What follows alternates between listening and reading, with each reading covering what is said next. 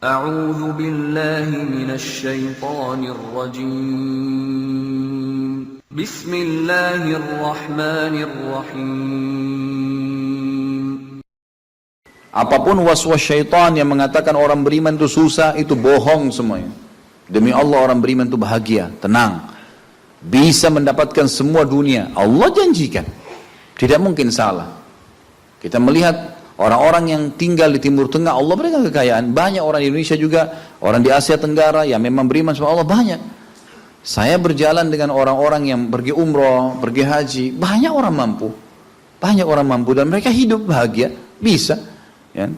Jadi bukan berarti kalau kita lagi sulit, kemudian kita menganggap, oh ini berarti saya disiksa sama Allah, atau memang hukuman. Tidak. Antum harus berubah, kata Allah SWT, innallaha la yughayyiru ma biqaumin hatta yughayyiru ma bi anfusihim. Allah tidak akan mengubah nasib satu kaum sampai mereka mengubah nasibnya.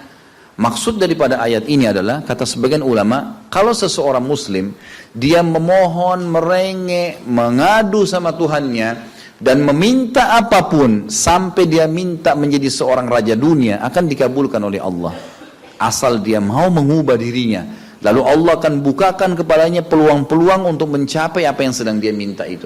Dan Allah sebaliknya akan mencukupkan kebutuhan seorang hamba kalau dia mengatakan, cukuplah saya begini. Misal ada orang bekerja, dia dikasih sama Allah gaji, dia dapat gaji 2 juta, dimudahkan, dia diterima kerja seterusnya. Lalu dia mengatakan, cukuplah seperti ini. Keluarga saya biayai 1,5 juta, sudah cukup, alhamdulillah. Udah, nggak masalah. Allah cukupkan dia dengan itu.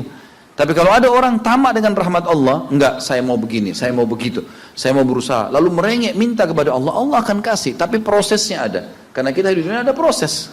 Makanya Umar bin Abdul Aziz rahimahullah mengatakan, sungguh saya ini memiliki pribadi yang tumuh. Tumuh itu orang yang selalu antusias mendapatkan yang terbaik. Beliau waktu jadi masyarakat biasa, beliau minta kepada Allah agar menjadi gubernur Madinah. Dan beliau mengatakan, terus saya menggencot doa itu setiap malam sampai Allah kabulkan saya jadi gubernur Madinah. Gitu kan? Kemudian setelah itu saya memiliki antusias yang lebih besar untuk menjadi khalifah, dan terus saya berdoa sampai Allah nobatkan jadi khalifah. Padahal Umar bin Abdul Aziz tidak bisa jadi khalifah pada saat itu kalau sesuai dengan jalur keturunan. Semestinya ada orang lain, dia memang keturunan Bani Umayyah, tapi bukan dia semestinya pada saat itu menggantikan khalifah. Tapi subhanallah, sebelum meninggal khalifah sebelumnya menulis surat bahwasanya yang datang setelah saya adalah Umar bin Abdul Aziz, padahal bukan dia. Makanya setelah Umar bin Abdul Aziz meninggal, kembali kepada keturunan raja yang pertama. Tapi Allah selipkan dia menjadi khalifah di situ. Dan dia mengatakan, saya mendapatkan semua apa yang saya inginkan dengan tumuh saya, dengan antusias saya yang besar, dan saya mohon kepada Tuhan saya sampai Allah kasih. Jadi Allah kasih, teman-teman sekalian. Tapi bagaimana kedekatan antum kepada Allah Subhanahu wa taala? Bagaimana kita merengeknya dengan Allah? Bagaimana kita memohonnya dengan Allah? Tidak ada yang mustahil. Coba terus minta sampai Allah kasih. Karena setiap seseorang hamba mengucapkan Rabbana atau Allahumma, atau kita mengatakan dalam maksudnya, ya Allah, wahai Tuhanku. Begitu kita mulai memohon, itu sudah ada garis startnya ucapan kita, ada garis finishnya. Tinggal antum sabar sampai garis finish enggak? Banyak orang berdoa baru pertengahan sudah berhenti dengan alasan Allah belum kasih. Allah mau lihat ini orang benar nggak, serius nggak. Sama rasionalnya gini, kalau kita kuliah, begitu kita sudah daftar kuliah, sudah ada kan prediksi kita 4 tahun tamat S1 kan? Oh iya, semester 1, semester 2, semester 3, sampai semester 8 misalnya.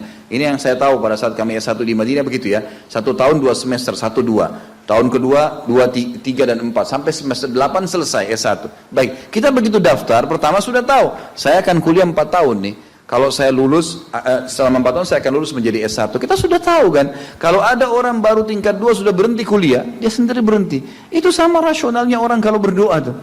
Kalau merengek sama Allah.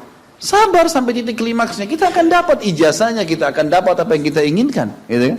Tapi kalau orang terburu-buru, tergesa-gesa, dia tidak dapat. Jadi selalu tamak terhadap rahmat Allah, dan itu bagian daripada ibadah.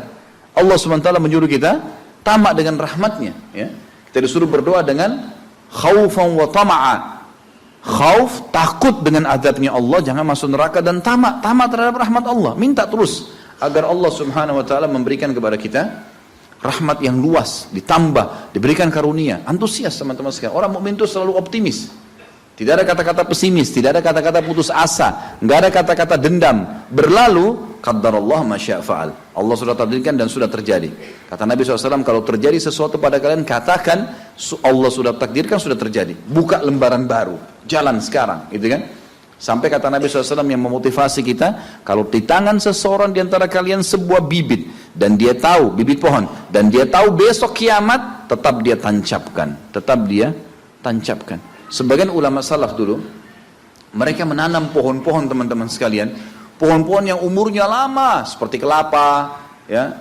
Tapi di sana mungkin mereka menanam pada saat itu kurma. Kurma lama tumbuhnya, gitu kan. Mereka tanam. Sampai pada saat itu ada beberapa sahabat menanam pohon-pohon kurma yang masih kecil. Mereka di umur pada saat itu sampai alis mereka sudah putih dan turun menutupi matanya, saking tuanya, 80-90 tahun.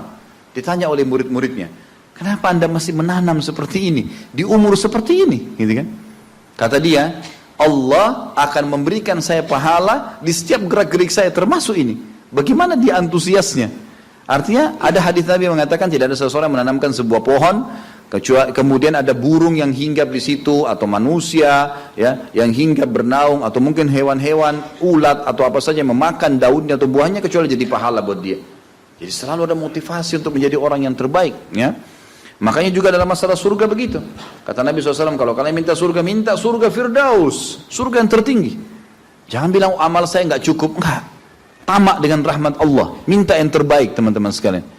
Kita tidak akan berubah kecuali Allah tidak akan berubah kecuali kita berubah dulu. Kita yang mengubah menjadi lebih baik. Ya, ini poin yang harus digarisbawahi. Ini sebuah kaidah hidup, ya. Sehingga kita harus selalu optimis, dan begitulah keadaan orang-orang beriman. Allahu a'lam.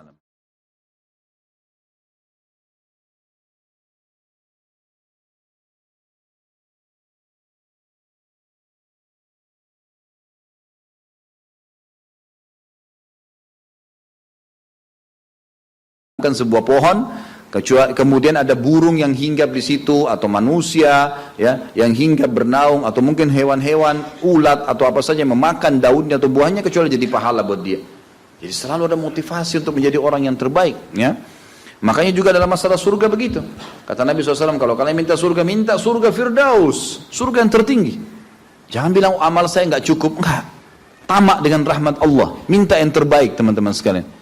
Kita tidak akan berubah kecuali Allah tidak akan berubah kecuali kita berubah dulu. Kita yang mengubah menjadi lebih baik. Ya, ini poin yang harus digarisbawahi. Ini sebuah kaidah hidup, ya. Sehingga kita harus selalu optimis, dan begitulah keadaan orang-orang beriman. Allahu a'lam.